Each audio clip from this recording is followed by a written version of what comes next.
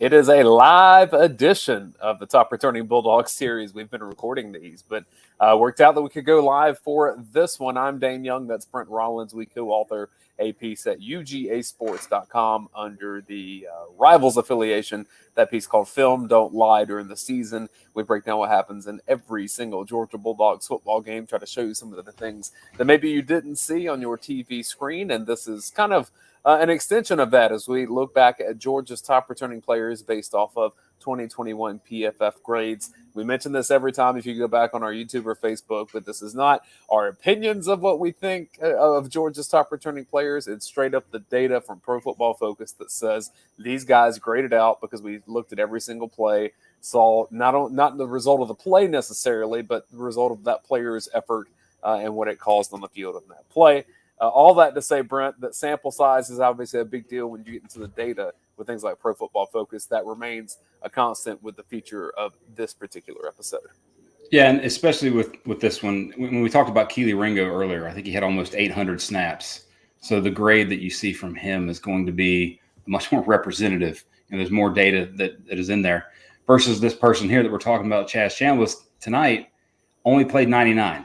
And one of the beautiful things about this being our list is we can have a little bit of leeway with that snap count. We try to keep it within limits, but there's Chaz and then also Daijun Edwards. Those are the two that we included because, they think this is they're going to be vital to the team this year. They definitely will be. And I'll just say, like, anecdotally from watching some of the fourth quarter things when Georgia had a big lead, Chaz Chambliss jumped out on tape even before we started doing this particular list. Let's take a look at him. From his high school tape here, 6'3", 243 pounds, according to Rivals in the class of 2021 from Carrollton, Georgia.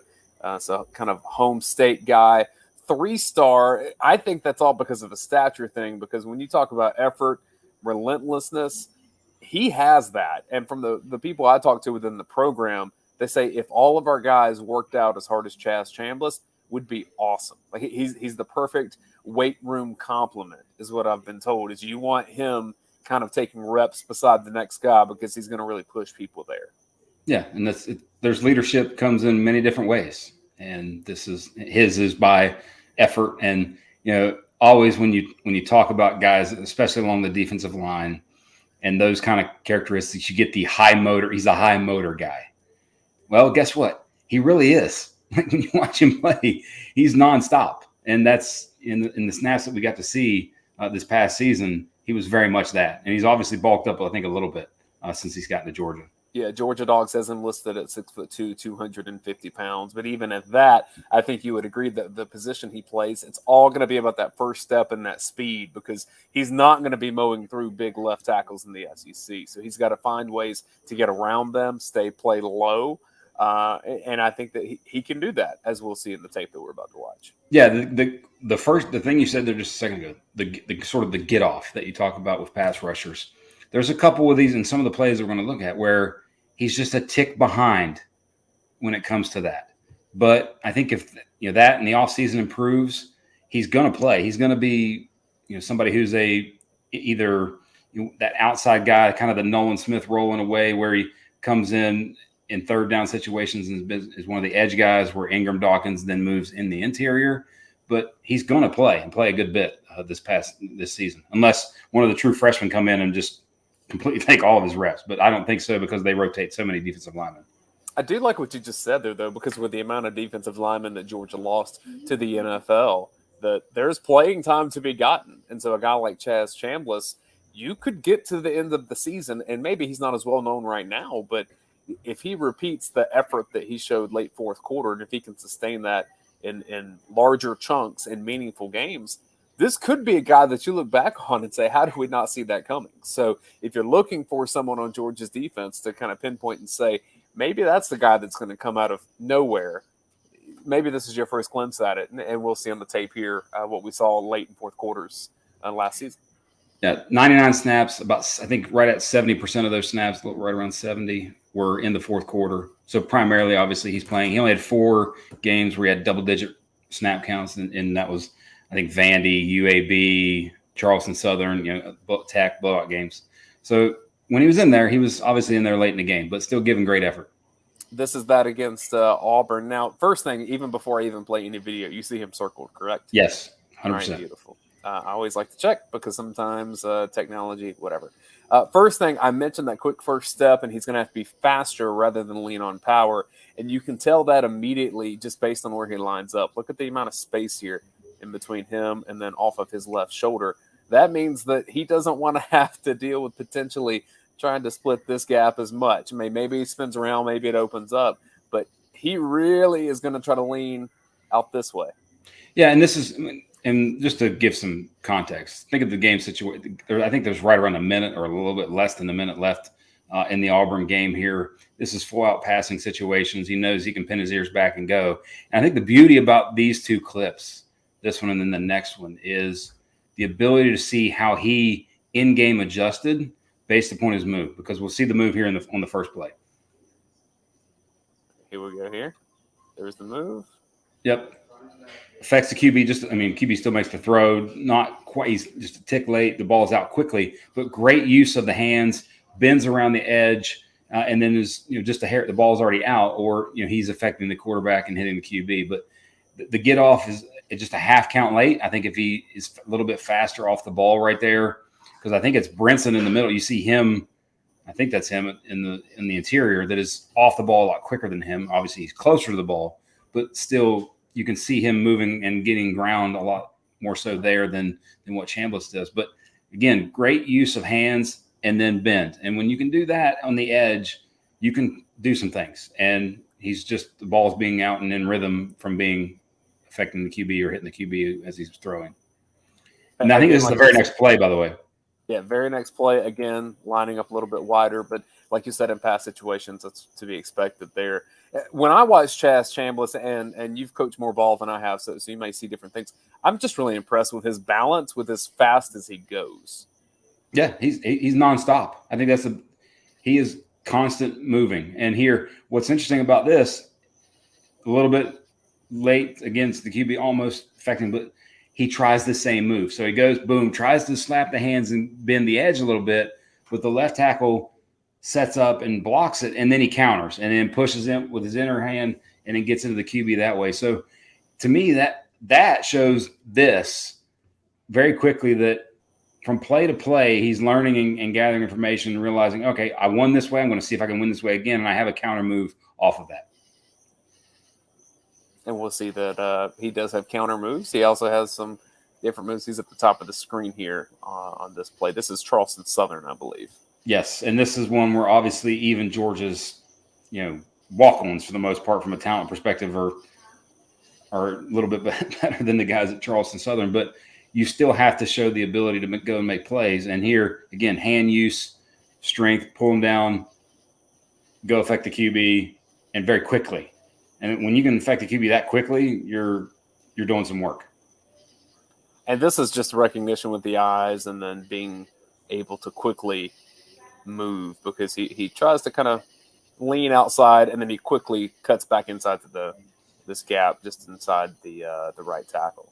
Yeah, and one of the things that's nice to see with that is oftentimes, when Georgia's doing that type of action, the defensive end doesn't have that kind of freedom.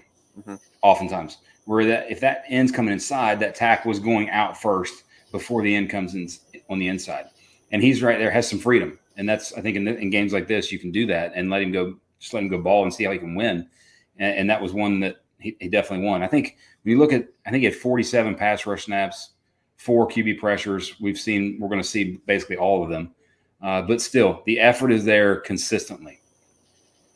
And this is more probably of a traditional looking play where I want to say that Georgia's reserve defense came in a tick earlier against Tennessee as mm-hmm. that got out of hand later in the season than some of the other games. So not lining up quite as wide, but you kind of see the effort persisting here against Tennessee, a team with a solid offensive line. Mm-hmm. And they kept their guys in. So it wasn't like they didn't have their guys in. And right here, Same sort of thing we talked about. I think he has the strength is evident. Like when you see him and you see him play within really any play, not just these pass rush situations that we've shown, the strength is evident. But he's going to have moves and then a secondary move. And then here he does a good job. Strength, bend, rip through as best he can, and gets the holding call. Yeah, gets the flag. And by the way, didn't just turn around and like start yelling at the ref like, "Hey, what are you doing?" He keeps playing. Like he's just, all right, I'm going to keep going. I don't care if the guy held me. I'm going to keep going, keep fighting for the QB. And that to me means as much as anything on the play. I got to imagine your buddy David Pollock loves him some Chaz Chambliss just in that kind of effort. I mean, you can definitely make those comparisons, and he's probably somebody that very much he would enjoy watching Chaz Chambliss play. Here's Chaz again against Tennessee. Again, this is a little bit earlier than garbage time, like the plays against Auburn were both within the final minute. This is a little bit sooner than that. So Georgia's defense, while not, the big dogs out there in this particular spot, a bit more of a normal look on defense. And again here, I think the biggest thing with this, and he makes a sack on this play, is the right tackle for Tennessee. He makes the move interior again, and we see this. All right, then you see the wrap, you see the interior move, and they're allowing him to go first, which I think is a good thing here. But right there, right next sort of one more count, when he makes that move and gets touched by the offensive lineman works into him and does nothing. Like you're talking about a 300 and some odd pound guy, and the quickness and then also the strength to get through there, that's evident. And then he goes and gets a QB. Also helpful that this blocker's head nowhere near looking this way. Yes. Very helpful. Slip through there. Wins, keeps fighting. Get help, bring him down. But what I like about it is that Chambliss, like I said, I think he's more of a straight-up edge rusher, but I like that he has the moves and the confidence to twist inside and try to exploit some of those gaps, because if you're a one-trick pony, especially in the SEC, you get exploited pretty easy. Yes, very much so. And plus, he gets the sack, which he gets to add to, hey, look what I did at Georgia early in my career. Yes. This one here is actually, I think, the touchdown, the lone touchdown that South Carolina scored. Correct, yeah, because he was a phenomenal game. You can almost argue that he was among the most impressive players Georgia saw last year. Yeah, and I think this one was against speed on the outside. But here, like, he's playing run initially, but I think you can still see the strength, because once he identifies, I mean, by the way, he's getting swallowed by the offensive lineman right here. He's fully outswallowed right there. But once he sees pass, like, sheds really quick. And, it's not like he's shedding a tight end or shedding a back. Like, that's a large human, and he's just kind of throwing him to the side, works on getting in the backfield. So you see the tools and the possibility of what he can bring to the defense. And obviously you're going to get the nonstop effort, that kind of things we've already talked about earlier. Well, this is one reason I think PFF kind of comes in handy, because you look at this play and you're like, well, Georgia's defense didn't do his job. He gave up this right here. And you can even say that Chambliss didn't really affect this play overall. But what you're saying is, look, there is a read here technically. Well, we know this is a pass play, but it's at least faking a read. Mm-hmm. If you're going to be having that, especially as much as people are running RPOs right now, you want to see this kind of get off here. Because if the quarterback keeps this ball and has any room to try to move out here, look who's there. Yeah. And if he stops playing, and he can't know where that ball's going for sure at that moment, if he stops playing, then that opportunity is not there. So I think coaches would look and say, yeah, you fought through that and at least got your eyes back on the quarterback. Yeah, and you talk about the grading part. With his grading, the raw grades, every single play is graded from sort of a +2, which is Ringo's pick, to a -2 on 0.5 increments. So like 1.5, 1, 0.5. And oftentimes the majority of a player's snaps are a 0 grade, where they're just sort of not, especially offensive line in other plays, where they're just not involved, or they're doing their job and it's not really affecting the play at all. For Chambliss, of his 99 snaps, he only had 4 negatively graded plays versus 21 positively graded plays. Ratio. The ratio there is actually one of the higher ones on the team. Now, obviously, situation, snap count, he's not going against who he's going against, different story. But you can only do what you can do in the snaps that you get and the time that you get on the field. And he actually showed high level production. That's why his overall grade is where it is. And he played a lot on special teams as well. And just one thing I noticed, I know it's late in the game, referees, but I'm going to give you some elite film analysis. Can we clean up the field a little bit before we play? I mean, just come on. This is big time boy football. There's a lot of money involved, a lot of eyeballs in this. Just go over there and pick that up real fast. Yes, that belongs to somebody. Take care of that business. I mean, they could have tripped up Dan Jackson or something. We don't need that. That's not good for business. No. It's always a compliment when you're in the college football playoff and then your backup defense gets a lot of playing time. I think we mentioned that in a previous episode as well. Chambliss, one of those that got playing time against the Joe Moore Award-winning Michigan Wolverines. Yes, and this is the one that most everyone's likely going to remember from this game because he unfortunately got penalized on this play. I think I remember seeing tweets being like, yeah, it was worth it. But when you think about just the play itself, by the way, drops into coverage, sees what's going on, and then goes and makes an explosive hit. And this is one where it's like, okay, yeah, sorry. And that's Blake Corum, by the way. That's not like he's a pretty good player. And just absolute decleat. Like this is what's the song? Here Comes the Boom. Like that. I'm sure somebody put that on video and overlapped the song to it on Twitter somewhere. I will point out that as they were discussing the targeting penalty, Kirk Herbstreit did mention, you see the sleeves that he has, noticing his tattoos on his right arm. So Chaz Chambliss made national commentary with the sleeve that he got on his arm. So maybe he adds to it at his time at Georgia. Maybe every targeting penalty, he should get an extra layer to the sleeve on his arm. But just you got to love and guys like this, you got to love the physical play. And he brings effort, brings obviously all the intangible parts that you want. You talked about the leadership in the weight room, things like that. Any of those sort of stereotypes and characteristics that you want to throw out, but they're necessary, and they're necessary on a football team, and they're going to be needed because when you look at Georgia's pass rush situation this year, yes, you have Nolan Smith returning, yes, you have Robert Beal returning, but after that, it's a lot of that. Well, and this guy's shown that he can give you quality reps, and he's going to fight and get. To me, he's not going to come in and be a minus. And when you look at defenses, that as much as anything is a requirement. You can't have minuses on the field, or they will get taken advantage of. And he's definitely not going to be that, even against the better competition. Even when he starts playing meaningful snaps early in games, things like that. Golfing Garrison, since we're live, might as well take the comments that we have. It says, "Sup, y'all?" And then a little Go Dogs right after that. Yeah, he does a Go Dogs. We don't do that. We covered the team. But I can tell you that we very much value being in Athens. We like that a lot. Although the next episode that we're going to do, which I'm pretty sure we'll have on our channel on Thursday, you get to channel your West Virginia roots as I tease what's coming up next in our series here on Top Returning Bulldogs. But we've reached, as you see on the bottom line here, we had 23 on our list, and we're quickly getting to the top 5. We'll kind of slow it down a little bit and give those players kind of a highlighted focus of we still maybe 2 a week, but I'm just saying give them a little bit more shine for the top 5 returning for Georgia. More plays, more highlights. There really aren't sample size issues from the top 5. I mean, it's the big hitters on this team. And, a lot of people are going to look at what Georgia did in the NFL draft and say that was legendary and you lost so much. How can you reload? But you look at these names at the bottom of the screen here, and then especially to look at Georgia's schedule.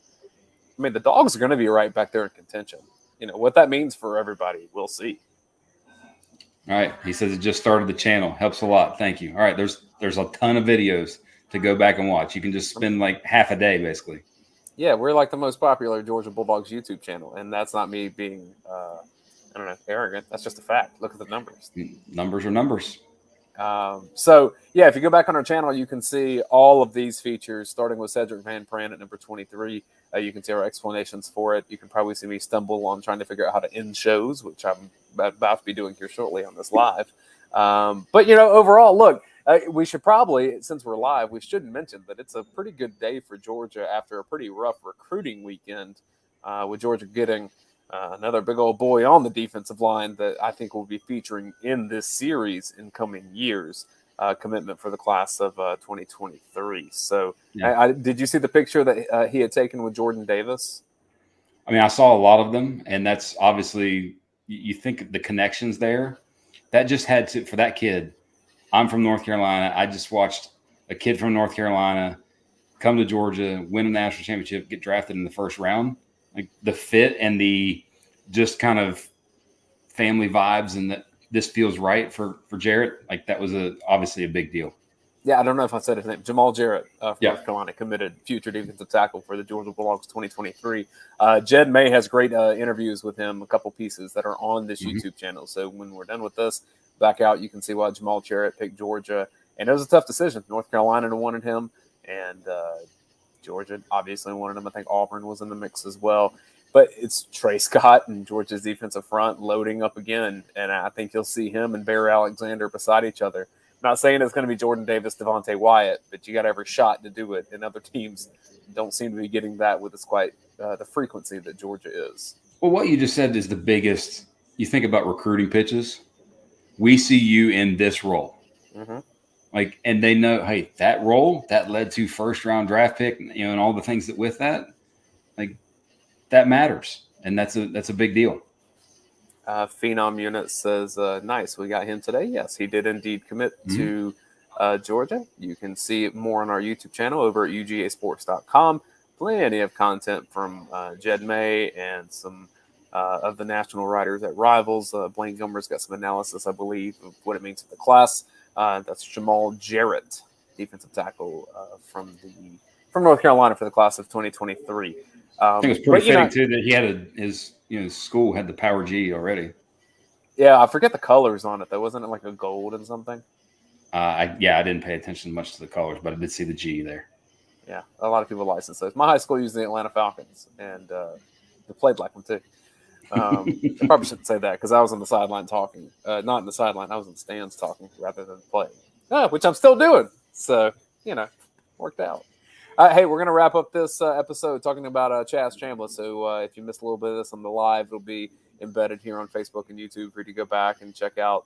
Because I think Chaz Chambliss is a really good player, and I think Georgia will probably need his excellence this year because he's a little bit different, I think, than the other edge rushers on the team.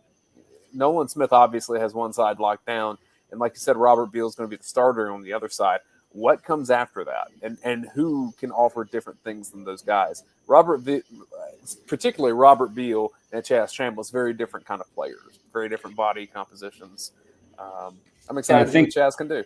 Yeah, and what everything will be, or what it will tell you about the season and his role, as well as either Michael Williams or Marvin Jones Jr., is if the first defensive series of the game against Oregon, it's 3rd and 9.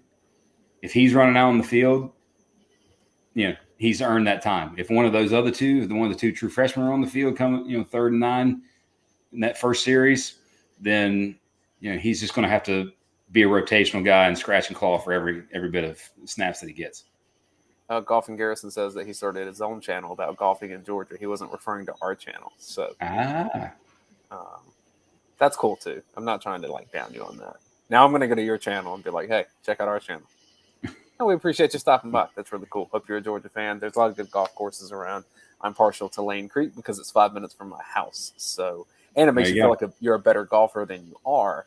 Lane Creek Golf Club in Bishop because it's wide open fairways in a lot of spots. So I'll give them a free shout out, and maybe one day they want to sponsor and say, y'all come golf. And we'll be like, cool, we'll do that because we like free things.